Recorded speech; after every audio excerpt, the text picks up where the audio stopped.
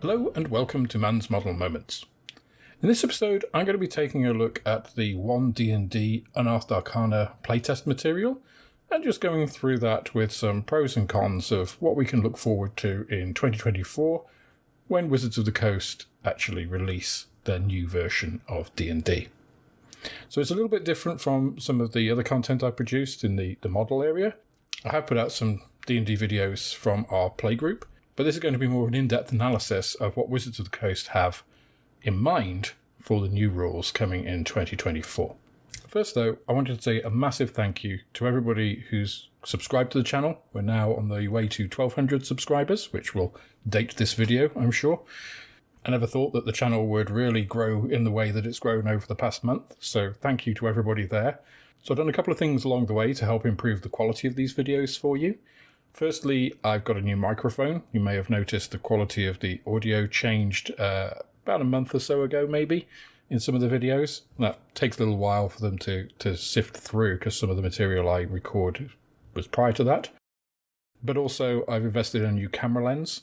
So some of the quality of the zoom shots that I was doing was mainly through digital zoom, which isn't great, and also it's harder to focus in that way. So got a new Pentax lens for my DSLR. So hopefully you'll start to see the quality of those shots when I'm actually building models improve. I've also started a Patreon. So if you really want to support the channel, you can go to Patreon. I've got several levels of support there. So we have a Discord community, which will start with the Patreon. We've got some merch, we've got some stickers, mugs and t-shirts. I'll be doing raffles when we get to a certain threshold of Patreon subscribers. So it's just in its infancy, it's just literally started, brand new. So if you want to support the channel physically and materially, that is the best way to do it. That helps me continue to invest in these materials to help improve the content. And also with some of those Patreon levels will be things like voting on what videos you want to see next from a list of what I've got in the pipeline, along with things like giveaways and the higher tiers, like enabling you to actually work with me on a topic and go through that. So if there's a specific kit you want me to build, specific things you want to see, like particular weathering types, rust or whatever. So started that, we'll see where it goes. I've no particular expectations on that, and just your subscription is fantastic support. So thank you for all of that. So without any further ado, let's get into One D&D, the Unearthed Arcana 2022, which I have rather provocatively called Woke Dollars and Digital. So if you go to the D&DBeyond website, I'll put links to all of this in the description below. This was announced a few weeks ago. The feedback was actually open yesterday. I took part in the playtest of the materials, the feedback, gave all of that yesterday. My voice is one amongst thousands, I'm sure. So that opens until the 15th of September, I believe. So if you're interested in having your voice, if you disagree with what I say, if you agree with what I say, download the materials from D&D Beyond. You do need to be a D&D Beyond member. You need to sign up for that, but it's all free.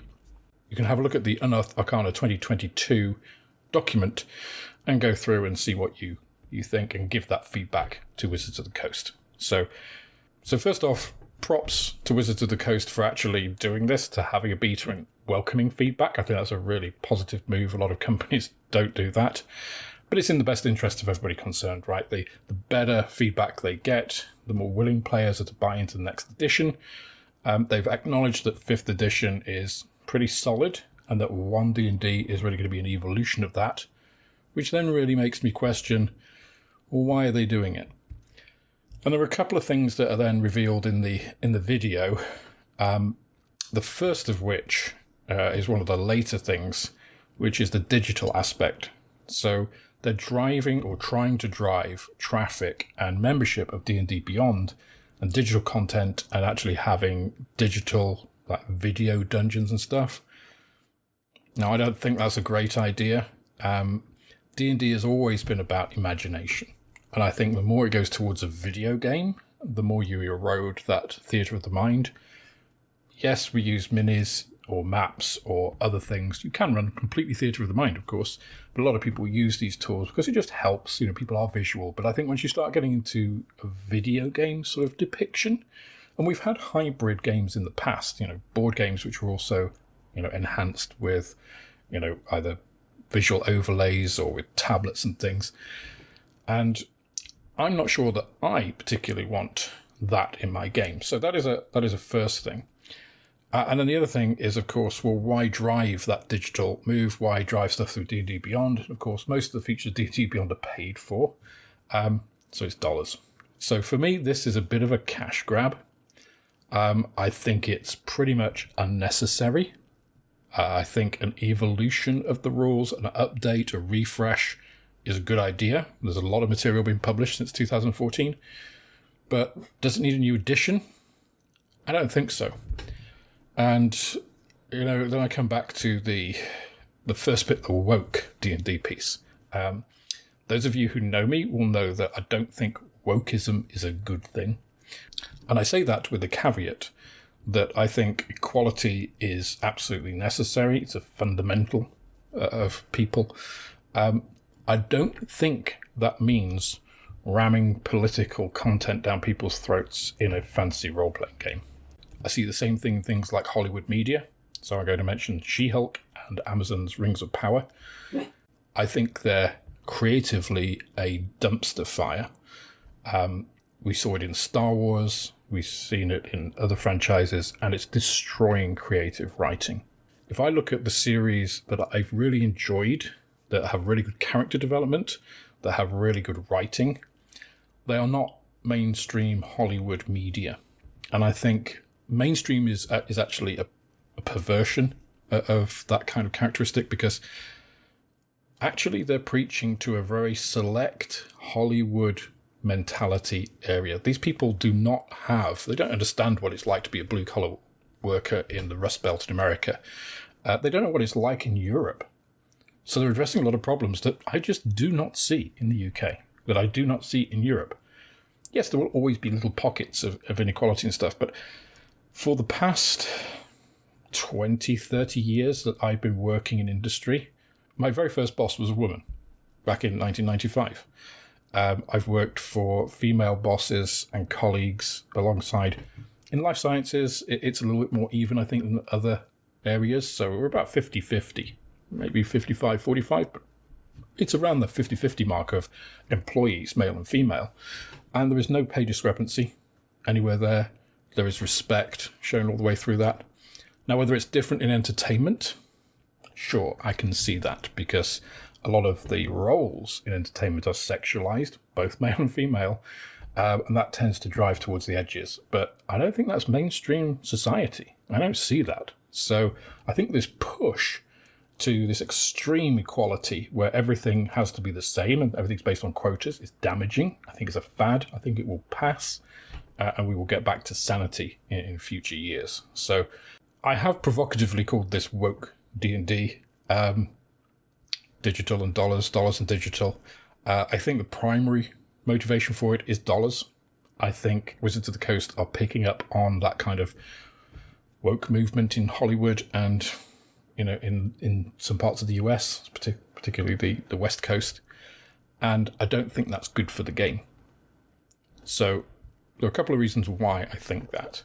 One is D&D is by far and away, from what I've seen, the single most inclusive community anywhere. I'm not just talking in gaming, I'm just talking of general. You see everybody represented. You see straight, you see gay, you see trans, you see male, you see female, you see every kind of colour and creed and spectrum of society in there. Probably not so much religious representation, just because of the kind of I'd say content of D&D kind of does go a little bit against religion, I suppose. I'm not saying that religious people don't play D&D. I'm just thinking that that's probably a smaller segment than the group, but then that's probably reflective of society anyway. So for the most inclusive group in the world of players to then say you have to be more inclusive and put that in the core rules, by the way of like, oh, races aren't inherently evil and all this, I think is quite frankly bullshit. I think it detracts from the character and the storytelling of the whole genre. For instance, orcs, and Grumsh not being an evil conquering god, but just being a mighty warrior and stuff. What? I would much rather be an orc who has bucked the trend of his tribe, who has a realization that this is wrong, what we're doing as a people, and bucks that trend and is in exile and becomes an adventurer. That to me is a much more interesting story than like, oh yeah, he's another one of the great strong warrior race. It's like, and that kind of goes through the character origins that I'm going to talk. So let's get back to the material. So the Unearthed Arcana 2022 starts with character origins. So it's written by Jeremy Crawford, Christopher Perkins, and Ray Winnegar. And they are kind of the gurus and mentors and custodians of 5th E. But what I see in this document there are two pieces, okay? The good stuff and the bad stuff. And it does seem the good stuff, broadly speaking, are the clarifications, are the cleanups, are the little, polishes on what already exists, the kind of stuff that would be in a normal Unearthed Arcana, or that is then adopted as playtest material, and then goes into the rules. And then there is the shift. And the shift stuff, I think, generally is also shit. So, and let me explain why I think that. So first of all, character origins. Choosing a character, you can choose a character race. Now, we've seen this in Tasha's, and again, I will say right off the bat here, I have an issue with Tasha's. The first thing I have with Tasha's is they called it Tasha's Cauldron of Everything, when we already had Xanthar's Guide to Everything. My players and DMs that know me would know this is a pet bugbear of mine. It's like, come on, wizards. English is such a rich and diverse language. We have begged, borrowed, and stolen from languages across the world for thousands of years.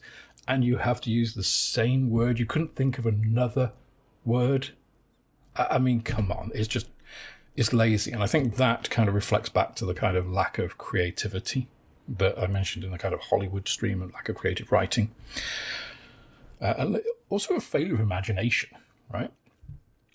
So if we go to character races, there's now this move towards shifting ability score increases to background away from race, which by itself is kind of like whatever, but then actually getting into the races themselves, they've made a few tweaks and changed stuff, and most of it is pretty bland, and there are some pieces here which are good and bad, and I don't really want to go through too much of this because it's, humans, for instance, now gain inspiration whenever they finish a long rest.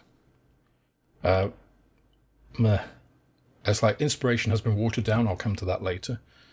But gaining inspiration when you finish a long rest, it's just a mechanic that happens. You gain inspiration. It's like, well, how interesting is that?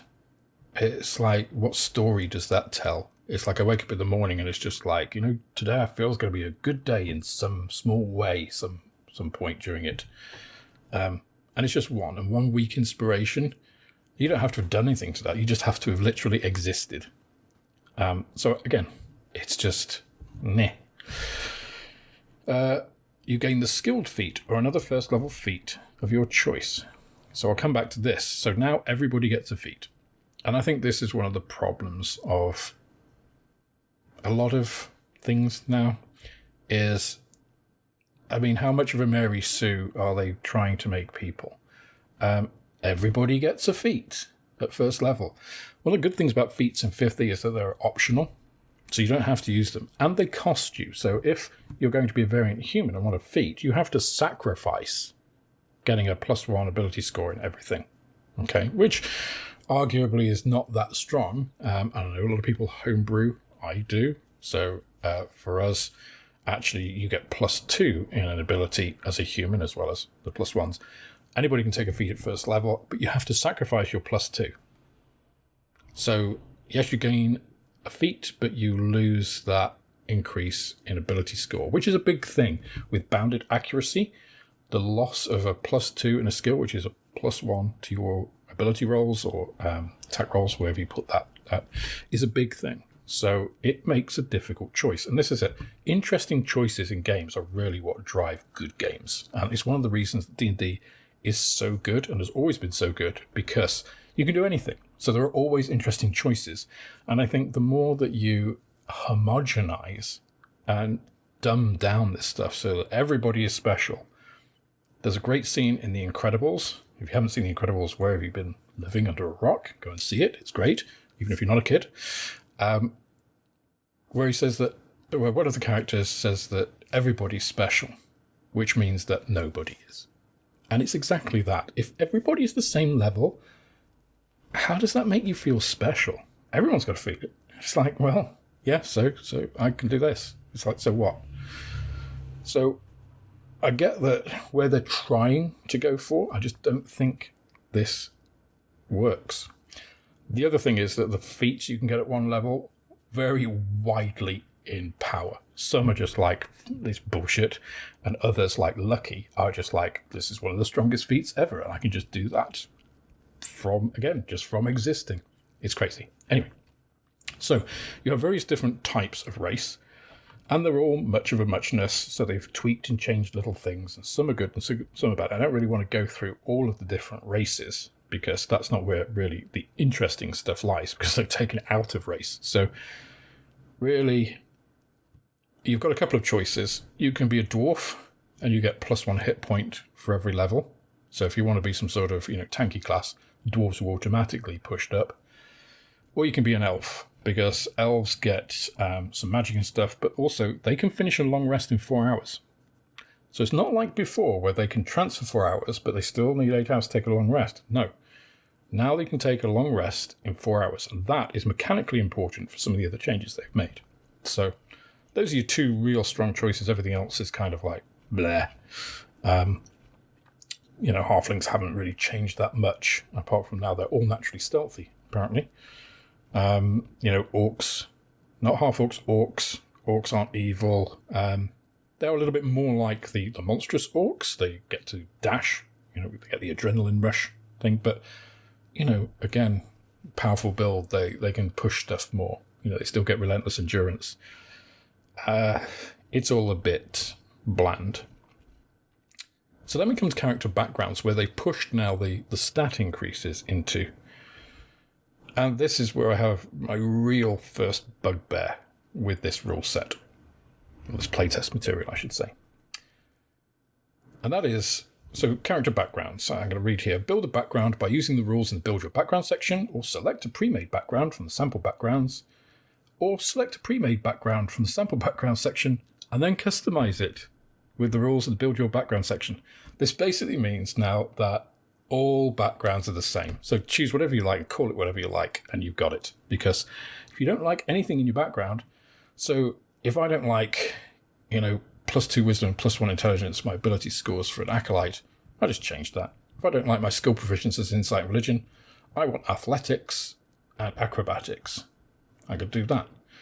Now, in one sense, I can see many people would think, yeah, that's a great idea. I could be an acolyte of a god who, of Tor or Helm or, a martial god, and it's all about prowess and stuff. It's like, yeah, that's fine.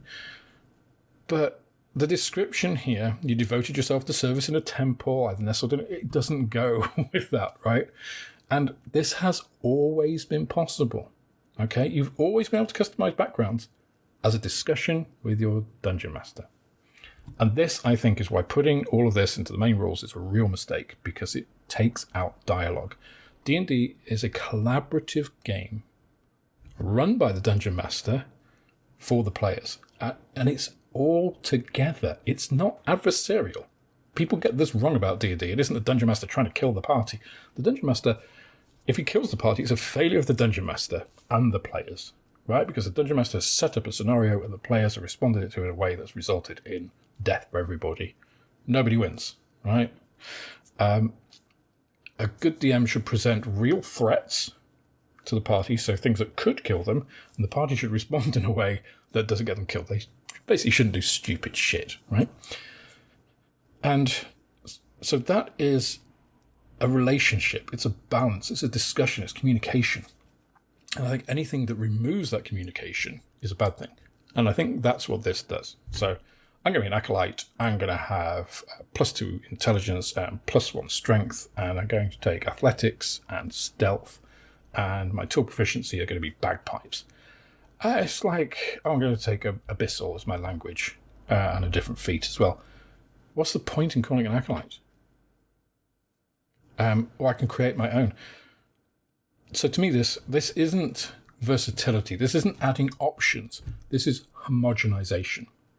So why choose different backgrounds when you can just make up whatever you like or customize things however you like?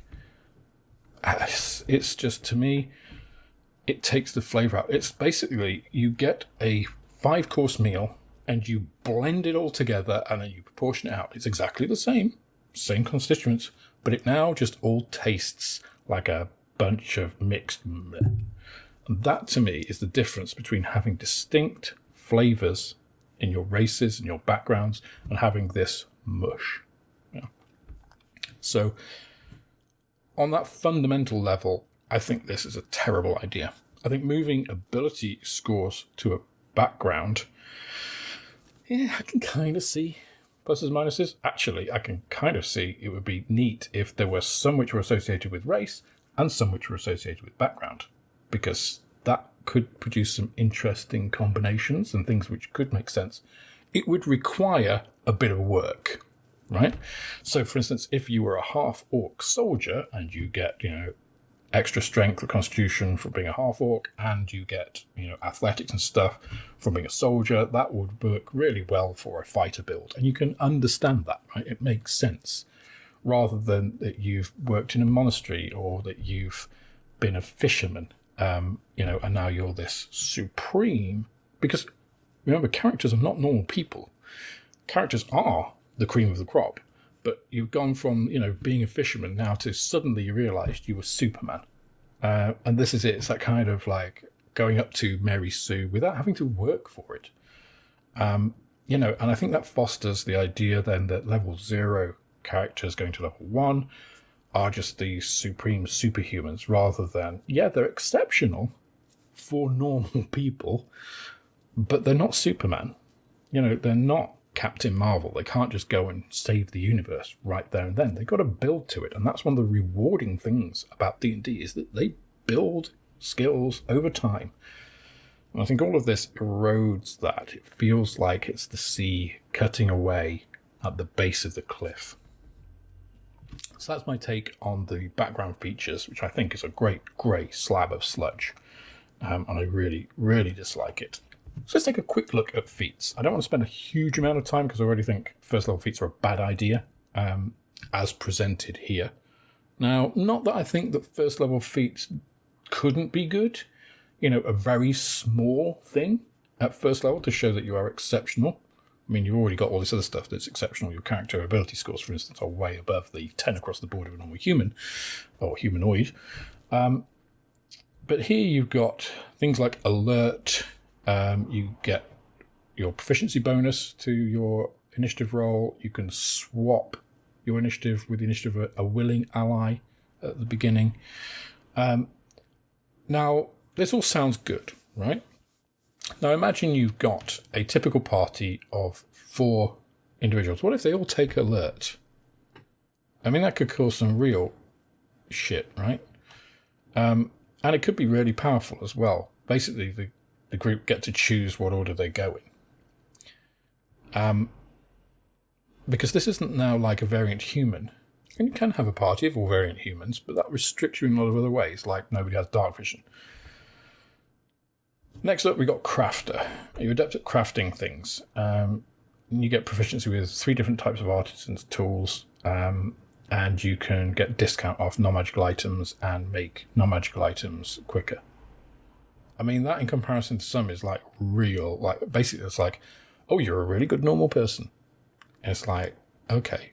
And it could be quite good for roleplay, but can you see power gamers using that? Or, in fact, most gamers using that? You have healer. They've changed the healer feat a bit.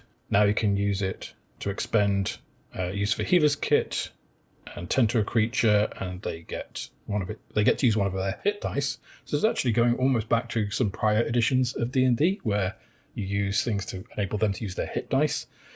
And then you roll that die and they get a number of hit points plus your proficiency bonus.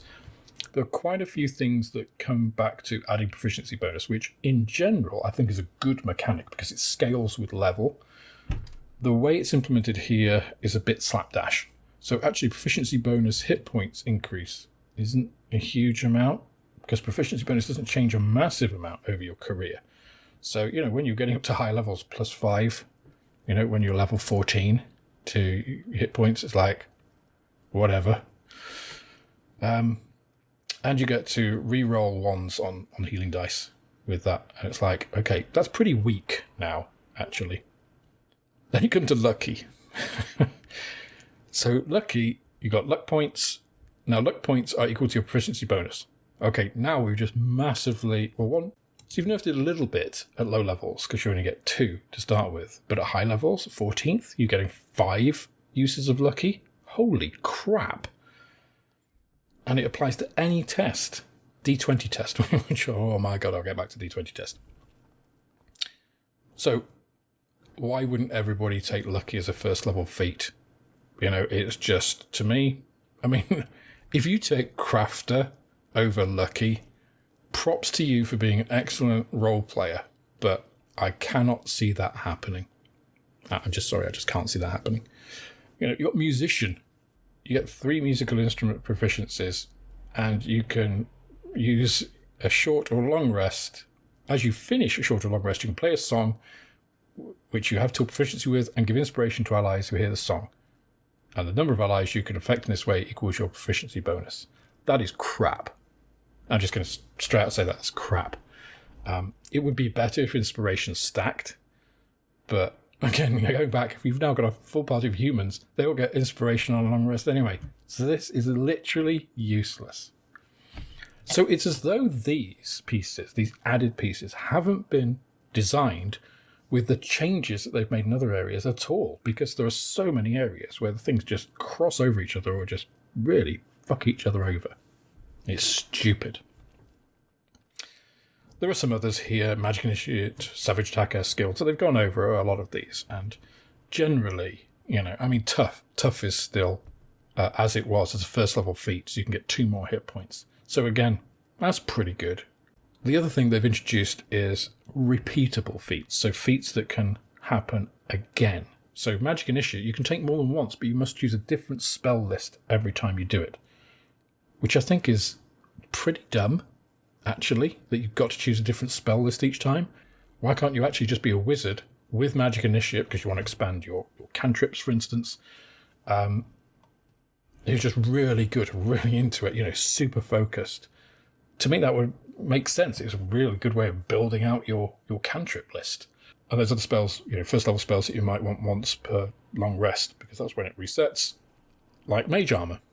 There's a lot of different ways you can think of it, but having to choose from a different spell list each time, I'll come back to the spell list, because that's actually a good idea. So yeah, dumb. Just dumb. So let's skip over the rest of the feats, and let's now go to the rules glossary, because here, this is a real mixed bag. So the first thing that's mentioned are arcane spells, which then draws us into the other spells. Arcane spells, divine spells, and primal spells. So they basically cut up all of the spellbook. Instead of having it for bards and sorts of stuff, they now have arcane spells, which bards, sorcerers, warlocks, and wizards harness. Artificers as well. Then you've got divine spells, which are for clerics, druids and stuff, and then primal spells, which are more for your barbarians and things. I think that is a really good idea. That's neat. It's because the whole bard, sorcerers, warlocks, wizards, paladins, there's a lot of spellcasters. Every time you bring a new one in, you've got to do it. So this is a good way of future-proofing your rule set. So this is actually a really neat little change. It's small, seems small, but it's actually very broad. So it's a good change. Artisan's tools.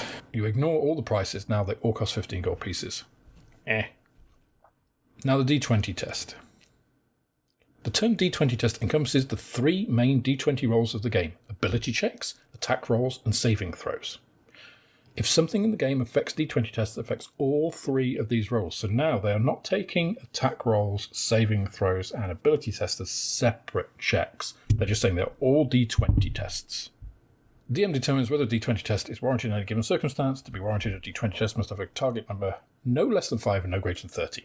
Yeah, fine.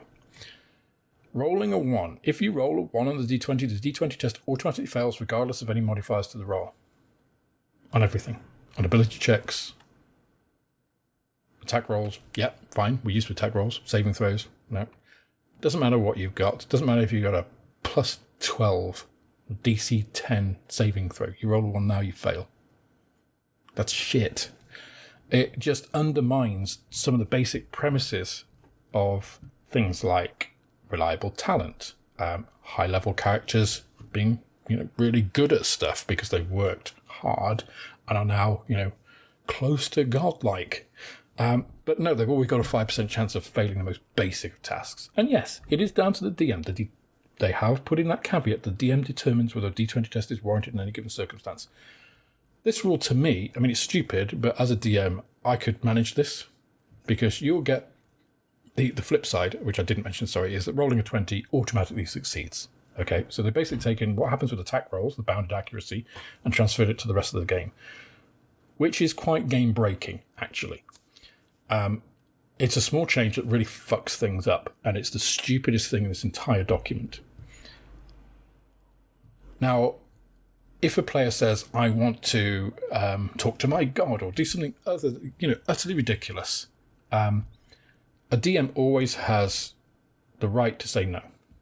And as an experienced DM, I would, right? It's like, yeah, you do, nothing happens. That's fine. But I'm not thinking of myself here. I'm thinking of new DMs. If you're an inexperienced DM, particularly if you're a bit nervous, which DMs often are when they start, or younger, and don't have that self-confidence, and you have strong players in your group, so I'm going to do this, and I'm going to roll this. What ability check do you want me to roll? Intelligence, I roll it. I've got a 20, I've succeeded. No matter how stupid or dumb or improbable they've actually want to do happens. Or say you get say you're the clumsiest git in the world. Yeah, you've got like 6 decks, a massive minus on your roll. And you can do something really tough. You want to, leap and catch an arrow or something. It's like, yeah, it's DC 25. There's no way that you could achieve that. But if you roll 20, now you can. Just 5% of chance of doing anything. That's the way it will be interpreted by a lot of players. And putting it in the core rules really undermines DMs, especially younger or newer DMs, those without experience or confidence. And I think that's a hugely bad thing for the game. Again, it undermines the conversation.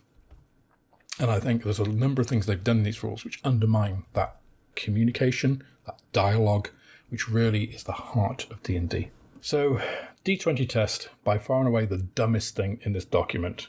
And if they implement that, that'll be the one single thing that means I won't buy into woke D&D when it comes out. I will continue playing 5th, as I'm sure a lot of people will. And this, One D&D will be one of those editions that just doesn't get the traction. Critical hits haven't really changed. Divine spells we've already mentioned. Gaming set, those all just cost a gold piece now. Again, whatever. And now there are a number of pieces. The first one here was grappled condition. But they've changed things like grappled, incapacitated. They've also added slowed. Oh, and unarmed strikes, which basically they've cleaned and tidied up some of the rules on it. So grappled now, you no longer have grappled and restrained. You just have grappled, and that covers basically all of it. So your speed is 0. You have disadvantage on attack rolls against any target other than the attacker. So, if you're going to punch the guy that's got you, that's fine. The grappler can drag or carry you, but they suffer the slowed condition. And there's a bit on escape as well. So this is quite neat, actually, because grappled and restrained confuses even experienced players sometimes. And I think putting them together into one combined condition is actually a good thing. Because grappled basically does nothing other than, like, your speed is now 0. It's like, oh, okay. Whereas restrained is actually pretty crippling.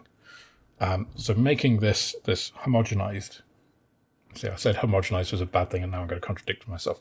Making this united sort of hybrid, let's call it a hybrid, because that doesn't sound homogenized.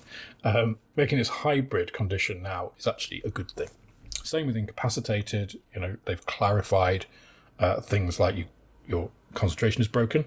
We actually had that come up in a game, I think 2 weeks ago for myself, and I had to check. And a lot of players thought, no, it doesn't break concentration. Yes, it does, incapacitated. So even my players, we've been playing our campaign for 4 years. So they've, a lot of them experienced players before that. So still something that causes confusion. So again, I think having all of that in incapacitated is a good thing.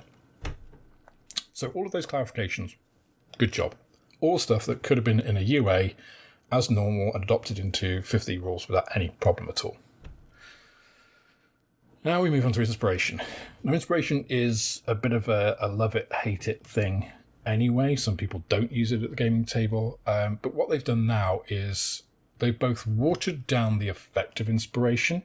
So now it just imposes advantage before you roll the die as well, which is a change. So that weakens it. So you can't see whether you pass or fail before using inspiration. You can't leap for something, it looks like you're going to miss, and you just push yourself that extra bit and grab the ledge. It's like, no, now you've got to be like, okay, I'm focused, and you roll your 2 dice, and 16 and 18, it's like, yeah, you make it no problem, and you would have done anyway.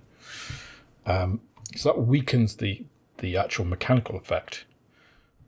But now, you gain inspiration by rolling a 20 on a d20. Any d20 test, you roll a 20, you get inspiration. Okay. So there's a lot more inspiration around. It's weaker, but there's more of it. So that's a good thing, right? You can only have one at a time. So it's like the DM wants to reward you for doing, particularly good role play, or, just it's been epic, and, you want to grant the whole party inspiration. But they all, in combat, at some point they all rolled a 20, so it is meaningless. So again, this takes away DM agency. So the DM, it says the DM can also award inspiration, but let's face it, the likelihood of you having an opportunity to reward inspiration when anybody can benefit from it is probably going to be pretty low now. So it's just crap, You also lose it at the start of a long rest now. It's like, okay, so it's now weaker, more abundant, but transient. It's like, it's just, again, I'm going back to how bland that feels as opposed to inspiration, even as it is now. We homebrew inspiration in the games that I play in and DM to make it a bit more exciting, interesting, adaptable. This is moving in the opposite direction. I'm sorry. Now, bear in mind, you've just lost that inspiration at the start of a long rest, right? And you're going to have a long rest now, which is still 8 hours, 6 hours of sleep, no other activities other than light activities of 2 hours. And at the end, you get all your usual stuff. If you interrupt the rest by 1 hour of walking, casting spells, or similar activity, you lose it. You don't get any benefit from it. Yeah, fair enough. It's also interrupted by combat. Any combat. It doesn't specify how long. It says if it's interrupted by combat, the long rest is stopped. So you just lost all your inspiration. You are 7.5 hours into your long rest, and 2 goblins are sent from the big army that's just over the ridge to harass you. You get into combat, you lose all the benefits of the long rest, and now the big fight happens. You've got no inspiration. You're probably going to be exhausted.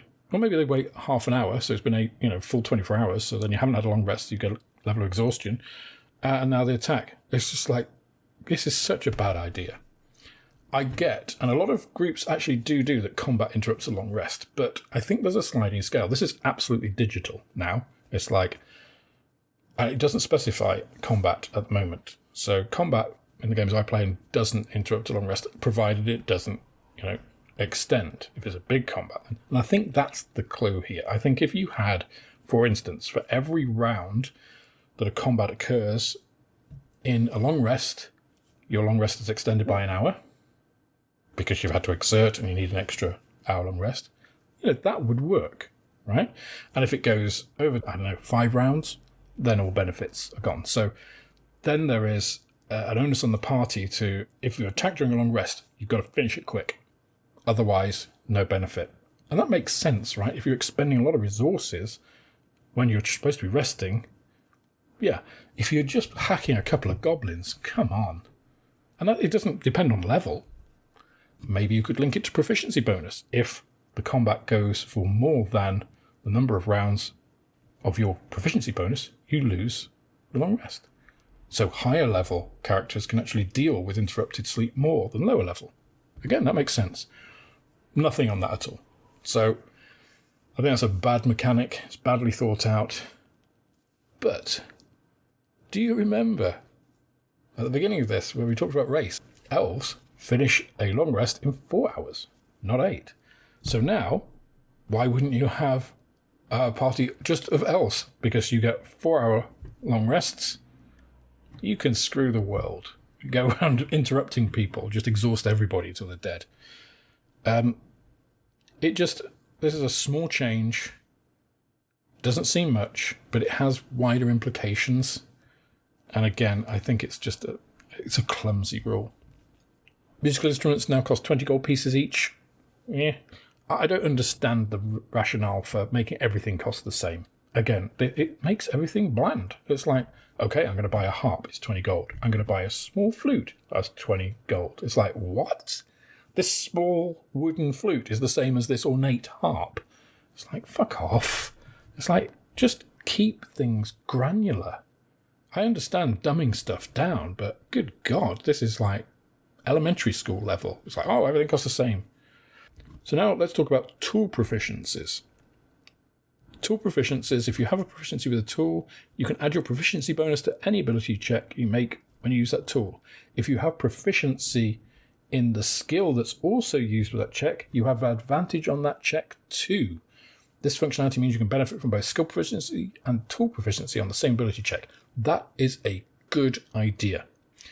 So at the moment, and actually it's something that I will retrospectively put into my games going forward, because tools basically are a bit in 50, and this is a good way of actually making them count for something. So again, it builds in your background. So I can see an argument for, say you've got proficiency in carpenter's tools, and you're a rogue, and you're going to cross this big wooden room. I would argue that a player could use their carpenter's tool proficiency on their stealth check to spot where, using their knowledge of wood and the ability to work wood, of where the weak points might be, just in the way things, that kind of thing's quite neat. So that's a good, again, it's one of those clarification rules kind of amendments pieces which could have just been put in a UA and adopted as 5th edition material without any issues. Piece on Tremor Sense, I mentioned an Arm Strike, and then the spell list, which they have divided into the Arcane, the Divine, and then the Primal. And I think actually the Primal includes the Druid spells rather than Divine, which is more like Paladins and Clerics. So it's a real mixed bag. Overall, the pieces which are good are the specific rules amendments and cleanups and, little pieces. That's not to say that all of those rules amendments and tweaks are good, because some of them, like the D20 test, Inspiration, and Long Rest, are utterly terrible. The two biggest pieces are the background, which is now essentially a homogenized, meaningless mess, and the D20 test, which breaks the fundamental tenets of a lot of pieces of the game, and that communication, I think, it'll make it much harder for new DMs. A lot of the pieces in here, I think, will make it much harder for DMs just starting off. I think experienced DMs will take a lot of this and just be like, no, I'll use this and I'll use that, and actually probably take some of these elements and put them back into 5th E if One D&D actually becomes this. The other elements I think that are not welcome are the kind of woke pieces about, everybody's the same, everybody's equal, it's like, equality doesn't mean that everyone's the same. Everybody has different abilities. Men and women have different abilities and different skills. I'm a biologist, and there was a bell-shaped curve. So men's spatial awareness tends to be, on average, better than female spatial awareness. That is a biological thing. But there is a bell-shaped curve, and some women are much better than men, and some men are much worse than women. Women tend to be better at things like multitasking. But again, it's a bell-shaped curve. Some women can't multitask to save their life, and some men are very good at it. But bell-shaped curves that are overlapped. And the averages, changed. Some might be close together, some might be the same, some are far apart. That doesn't take away the equal worth of men and women. It just means we should celebrate what we're good at, and we can look and laugh at the things we're not so good at. I'm terrible at multitasking, I make no bounds about it. But I'm actually tidier than my girlfriend, which is, I would say, statistically speaking, slightly out of character. Not that I'm a tidy person. So I don't like the kind of political backwash seeping in here. It seems to be very much catered for a West Coast America younger liberal audience, which the game already has in spades. And if you want to appeal to more, I would say less of this would be welcome, and just have fantasy be fantasy. Have strong evil, strong good, and let people become heroes. That's what people really want. It's escapism. I don't want real-world politics reflected in my role-playing game. Thank you very much. The good points of this are details around how fine bits of the rules work, which would work in 50 equally as well as a new edition. And I don't think a new edition is required. I think a new edition is simply to refresh the franchise, if you like. D&D has become a lot more popular since 2012 to 14, when, the next D&D was trialed and became 5th edition. Thanks to Critical Role, thanks to things like Stranger Things. There's much more awareness and acceptance of it, and I think now the plan is we're going to release the new edition. I was speaking of this as a business person as well. I can see that kind of thing in it. We're going to release this new edition to appeal to the current political climate in 2024, to a young upcoming generation. Just as an aside, Gary Gygax was not young when he wrote D&D. He was in his 30s.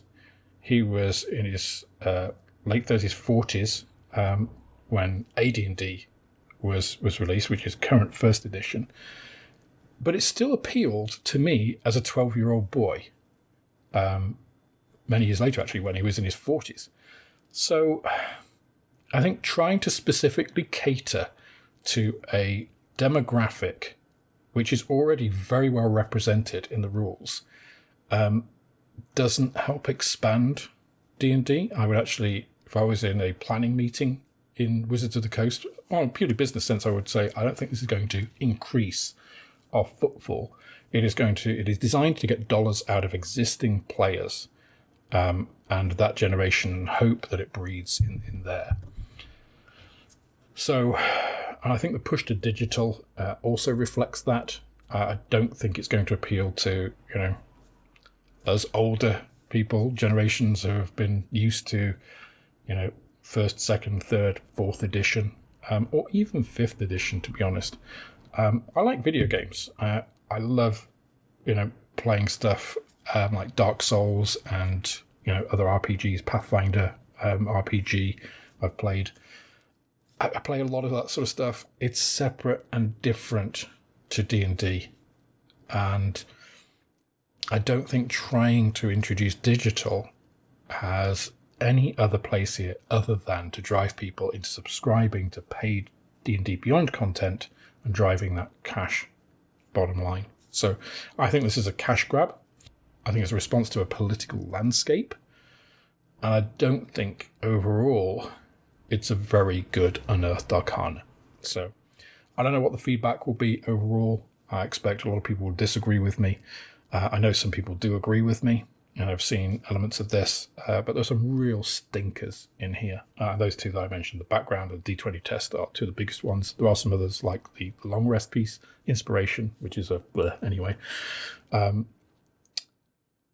just hope that some of the feedback gets back to Wizards of the Coast and they change some of this stuff and tone it down and alter it.